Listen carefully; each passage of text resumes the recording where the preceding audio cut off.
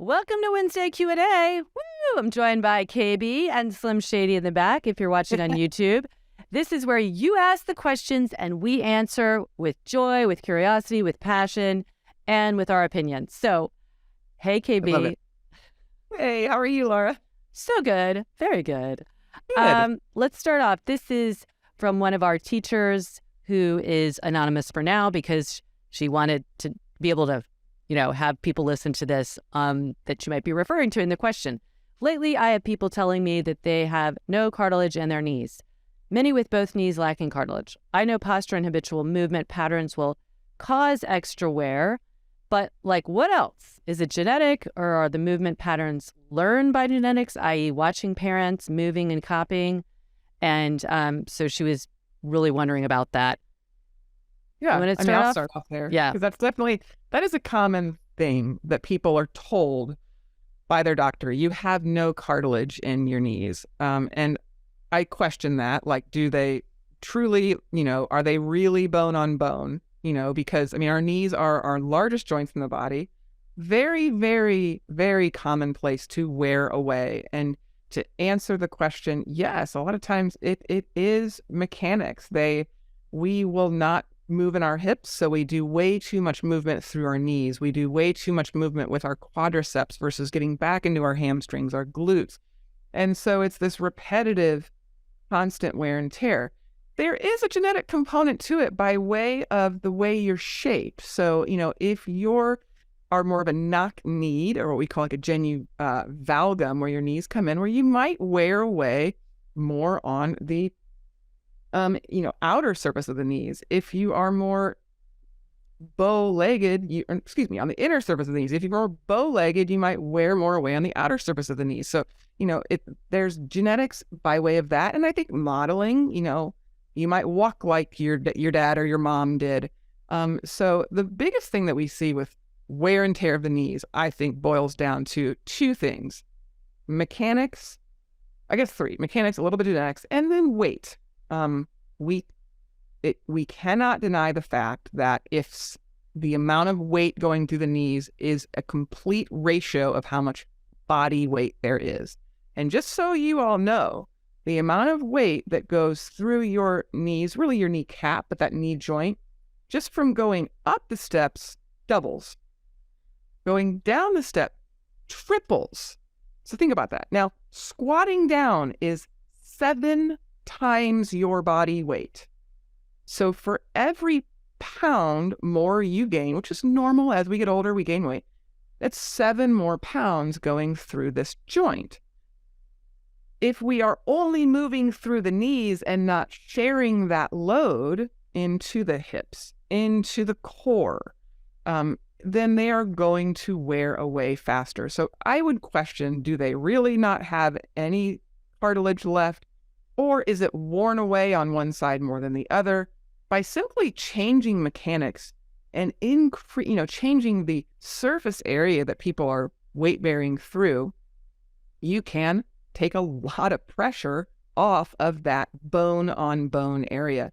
So I see a lot of people who come to physical therapy and they are in a lot of pain. Do I give them more cartilage? No. I teach them how to move better. I strengthen up the posterior chain, which is really being underutilized. I teach them how to move through their hips versus their knees, and suddenly, oh my gosh, I feel so much better. They didn't get any more cartilage. They're just not, I call it scratching a scab. They're just constantly wearing away at the same area. That's gonna hurt. There's a lot of nerve endings when you start getting that bone on bone, and it is very painful. So I would not stress out about the amount of cartilage. But what that education of knowing how much weight's going through the knees, why, it does matter how much you weigh. So if there is a weight issue, I would recommend diet, and you hate to be the person to say that because I'm all about body positivity, 100%. But if there's pain associated with it, I'm going to look at how are they moving first. And if that doesn't fix it, then there might need to be a dietary change that occurs. So we're just putting less strain through the body. Laura, what else do you have to add to that? I agree with all that. And that, yeah, it's just, I've worked with people who, were carrying too much weight. They acknowledged it. They knew it, had pain, and knew that that pain was only getting worse because they weren't able to move as much, which is just like a vicious cycle. So you start somewhere, and again, going over mechanics, telling them they're going to be okay, working on core stuff, and just little by little helping it. The other thing I think is anticipatory. Like it's kind of the negative bias in a way. Apparently we're wired for that, meaning like if your parents had knee pain, they had bad knees. I mean, how many people, I have a bad knee. My mom had a bad knee. And you just anticipate it to a degree. It's not that it's that powerful enough, but it's just that you haven't done anything different than maybe your parent did in terms of mechanics or demand or load or anything. And yes, there, like KB said, there can be genetics that predispose somebody, especially when those angles of the femurs are putting more pressure on one side versus the other. There could be an old injury. You might have somebody played high school football, felt fine at the time, but then they tend to, quote unquote, wear down more. Yeah, because they probably put a lot of stress on that, but they might have never really worked on mechanics and just kept pounding away. So biomechanics cannot be like really underrepresented here. They're so important. The other element that I was thinking about with knees is that cartilage is made to make movement smoother. There is some cushioning to it for sure, but the meniscus in the knees are really there for a lot of the shock absorption. So you can, like, one of my very early on clients that I had for well over a decade. I don't know if I've told this story before about the nun that got, the woman that got ran over by a nun. I mean, this story was beyond, like she was, this woman had 4 kids, was going with her husband into New York, came out from a Broadway show, and a drunk nun popped the curb and ran over. I mean, it's only funny because she survived and would joke about it as well, but ran over her leg. Her leg was crushed. Her knee was crushed. So I'm seeing her, she's in her 70s, and she's telling me this story, and I'm like, what? And of course, they, at that time, the nuns were really, they're still protected, but they were really protected that they couldn't do it. But she was in the hospital at that time for a year for the amount of damage to her leg and being run over. So she survived. She had no cartilage in her knee. And the way I could tell is you could hear it. She would bend that knee. She didn't have pain because we went over mechanics. She never had to have surgery again after the initial, putting her leg back together. And she said, I was on the way to having knee surgery. And that's the reason she started doing privates with me. I went 3 times a week to her house so biomechanics, strengthening the glutes, other things, even if you literally have, we knew she had no cartilage in there. So it's just, don't be defined by your diagnosis and really work with someone who knows how to help you. Love that. All right. Yeah, that was great. I popped a like a drunk bad joke. nun. It is like, yeah, it's so drunk classically nun drives over you. Wow. Great. It's crazy. All right. So this person wrote, the Lit Daily is a lifesaver for too many reasons to name. My question, her name starts with an M. That's all I know. My question is, I tend to stick with one lane, slower, shorter, or perceived easier classes. How do I venture out of this lane? This is a great question. Sure, other people can relate. Yeah, you go right ahead. Go right ahead. Yeah. This is common. So I have practical recommendations, and then I also just have the recommendation of, girl, you got this. I think there probably is a fear of, and we see that a lot. You get really comfortable. You're probably crushing those easier classes, and you're ready for it. I think if you're asking the question, how do I go into another lane? Yeah, ready for it. And I think you, just like Nike says, you just do it. Now, a practical recommendation would be try an intermediate class, and then in the settings, you can slow it down. Take it down to 0.75, because that's the difference. When we say intermediate, yes, there's more, so it might go a little bit quicker, but the movements might be a little bit more, the transitions might be a little more complicated. And don't be surprised if you are spending way more time looking at what the heck is Kristen doing than you would be normally, because we're challenging you to move differently. We're challenging your brain to learn new pathways. And that's okay. So slowing things down allows you still to move, I want to say safer, because you'll have more time to motor plan until you start to learn how we move differently. Because I would say I definitely add, and I know you do too, Laura, we add more intricate transitions in an intermediate and certainly in an advanced level. And so that's where I would say, people, if you're coming to our new trial and you've never done Lit Daily, even if you're an experienced yogi or athlete, don't start with an intermediate or advanced class. This is not an ego thing. This is truly, it is learning the method and learning the transitions, because you can hurt yourself like anything. If you go too much, too fast, too soon, you can hurt yourself. So M has done it perfectly. She has started at the beginner, the slower level. Now she knows she's ready and she's asking, how can I do this? Well, I say, girl, guy, person, just do it. And then the practical application would be maybe try slowing it down and see how it goes, or try half the class and see how you do. Laura, what else do you say to that? I love that. And everything you said really is kind of the encapsulates, LIT, which is what we're really trying to do is elevate your physical body, metaphysical literacy, right? So if you think of literacy, like you start slow, like you're reading small books, you're repeating, then you add more varied, and this is movement literacy. This is like how you put stanzas together and like transitions, and you just like you're there and you're like, okay, I'm ready for the like level 2 book literacy, and it's the same thing.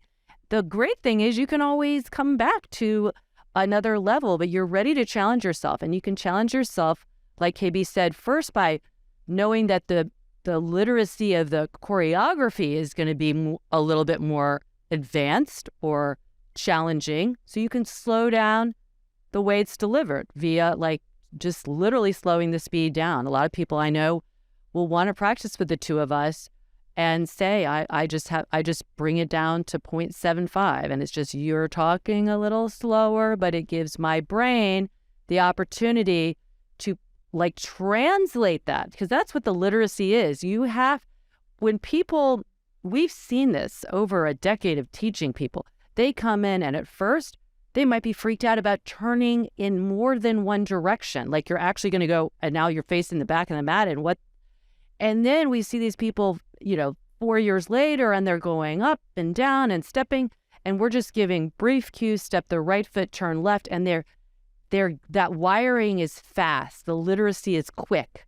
They're able to, it's becoming more of a speed reader in their wiring, that translation. But there's a lot of things. It's like hearing it, then manifesting it in your body, embodying it. But get excited about that, because it's like this constant, nuanced advancement that you can do, because what we want is to set ourselves up that we have this beautiful, consistent conversation with our body through movement for the rest of our lives, because that's what's going to keep us healthy and happy and safe with our movement, all of it. So I think, you're ready for the lane, the next whatever level up. Just brought me back to all my kids and what were the books? You go from the yellow to the green to the red to the blue. When that's such a good analogy. Yeah, it is. It is literacy. And that's what I try to tell people when they're like, oh, this class is too advanced for me. And they think it's too fast. And I say, whoa, it's not. Because that's, I don't want to say that's a cop-out, but that's a cop-out for you when you just say, oh, I can't, that is too fast for me. Yes, at this stage, just like I wouldn't be able to speak Spanish super fast with somebody because I'm not that stage of literacy. You're not there yet, but don't think you can't get there. You can, because this brain is highly plastic, highly persuadable. So don't start telling it like, oh, I'm never going to be able to do that. That's way too fast for me. It's quick. You're at a higher literacy, but you'll get there. You got this. You got this. All right. So yeah, let us know about how that feels, Lim. Okay. What is your go-to move or moves for when you, Sunny. What is your go-to move or moves for when you're feeling heavy or low and when you're feeling anxious or uncertain in life? Thank you both, Sunny. Oh. Yeah, no, that's a good question. I think for me, when I'm feeling anxious, which is kind of a similar thing. I think if I'm feeling anxious, I do still kind of heavy and low in my body. I love a flow, like I call them like the swirls. I call it a flowy flow, a stretchy stretch, where there's almost, it becomes a dance in a way. So I will get on my mat and just move with a degree of almost like arriving type. And I just find that feels good in my body. So for me, I like to do things when I'm feeling that way to feel good. And that would be my movement practice, and sometimes to settle my mind, that can do the job because suddenly I put music on and it's just, dance is healing and music is healing. Yeah. For me, maybe I actually need to separate and go and sit outside in the sunshine and read a book for 20 minutes. And I just can feel it go, level down. And then it's funny because that's all I need. And then suddenly I'm like, all right, I'm ready to go back to it, so I think there are multiple different ways, which is nice because sometimes some way that I think would normally work doesn't work. I got to try another way. So movement, sunshine, something to distract my mind, whether it's reading. A lot of people will say going for a run does that too. I think that works for me sometimes as well, or maybe more if I'm wound up than say feeling heavy or low. But to be fair, I would say when I'm feeling like that, I tend to slow things down a little bit and just kind of take a little break to lighten my load in my head, which, that's what works for me. Laura, what works for you?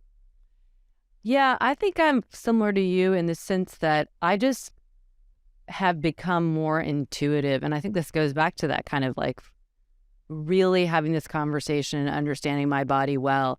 I don't know the answer, but I know if I get on the mat and do something, I will start to feel the responsiveness of what I need in my body. So it might be like, more swirly, syrupy movements just to kind of, and I did that a lot after my dad died. And I felt so contracted, just really, just not just low, but really like also crusty, just like so grief stricken. And I just kind of needed just a little bit of like, let me just move and syrup and, let some of that energy in the form of emotions move through me. And it really worked. If I had gone like to try and do something rah, I wouldn't have lasted because I just didn't even have that.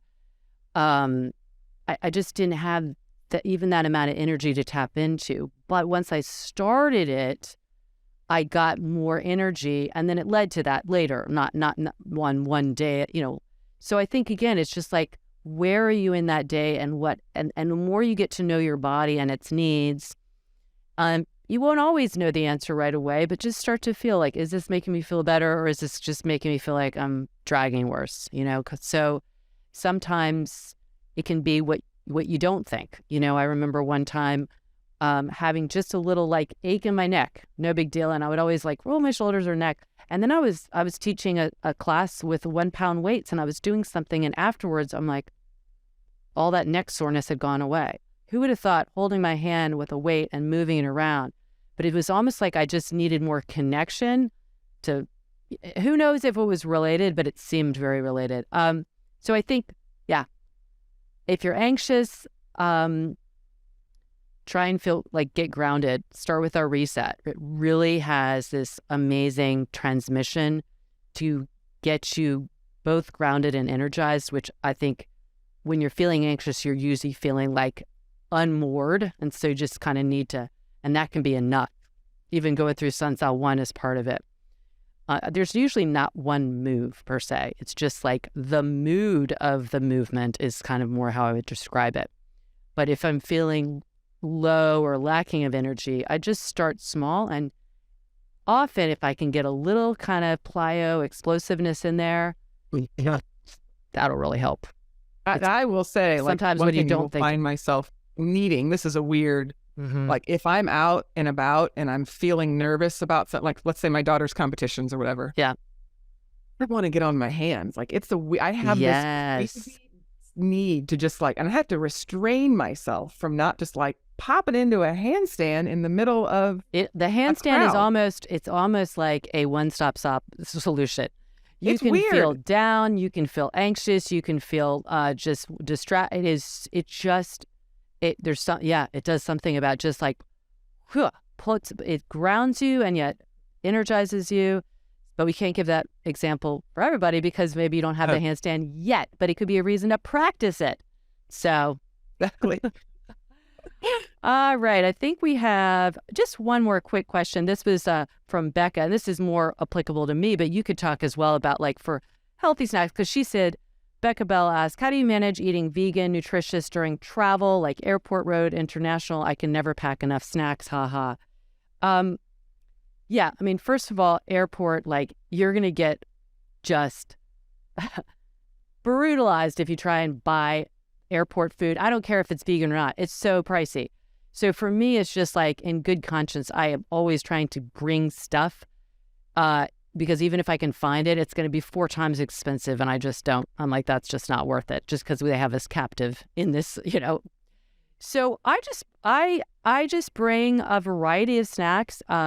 I've learned I can't bring hummus. That'll get taken. Peanut butter will get taken. Not everywhere, but a lot of airports. That's a liquid form. I've gotten hummus before through maybe once, but I don't even bring it anymore. So I bring macro bars. They're my favorite bars. They're so yummy, so good. And I bring mixed nuts. I'll bring some, if it's international, I'll bring some fruit, even if it's not international, but I'll bring fruit, but obviously I have to make sure that I eat it on the plane when international, because you usually can't bring in fruit or produce. And then if I'm traveling internationally, I call ahead of time. And trust me, the vegan meals, international flights are often the best. They're probably better than a lot of the other stuff. So yeah, just like life, you got to be prepared. And so yeah, just bring as many snacks as you can. And if you don't know about this already for vegan or vegetarian, there's an app called Happy Cow. So you can be in an airport. You might not have brought anything and you're not sure what airport food is going to have it. Happy Cow will have in most airports, at what terminal you can buy something. And so that's also, and then it's just anywhere else in the world as well. Any town, city, we've summoned it. We were on a volcano and the big island of Hawaii and found 9 options that were vegan or vegetarian friendly in such a small area. So that's how about when you're traveling for any kind of healthy food? Yeah, no, I mean, I agree with you 100% with the cost for anything vegan or not. It's just ridiculous and it's just trash. So I bring snacks. I bring snacks everywhere. I do too. And I do the same snacks. It's bars, it's nuts, it's raisins, it's dried fruit. Even I like some candy in there too, just to get a little sugar pop if I'm feeling like just a temporary drag until I can get an actual meal. Because I do eat more like a bird, like smaller meals throughout the day, but I'm also not like a snacker. So I would almost say it's more like tiny meals. Mini meals, yeah. Mini meals, so yeah. Yeah, just be prepared, like life. Yes. All right, we love your questions. Again, such a great variety. So you could write us. A lot of these were from stories on Instagram or direct messages. Direct message me, Laura.Hyman, or KB at KB99, KB Williams 99. Or you could actually do it through our Redefining Yoga podcast at Redefining Yoga Podcast. You can also just email us if you're not a social media person at support@lityoga.com. Those get forwarded to us, and we just have a little folder and send them over, and then we go through them. So nothing's off the table. You can ask us about the body. You can ask us about lifestyle. You can ask us about parenting. You know, we've kind of, between the two of us, got a lot of years, a lot of experience, and we will give you our opinions, and that's what they are. And, you know, our opinions, I think, are good for something, but yeah, challenge us. exactly. Challenge us and come and meet us in person.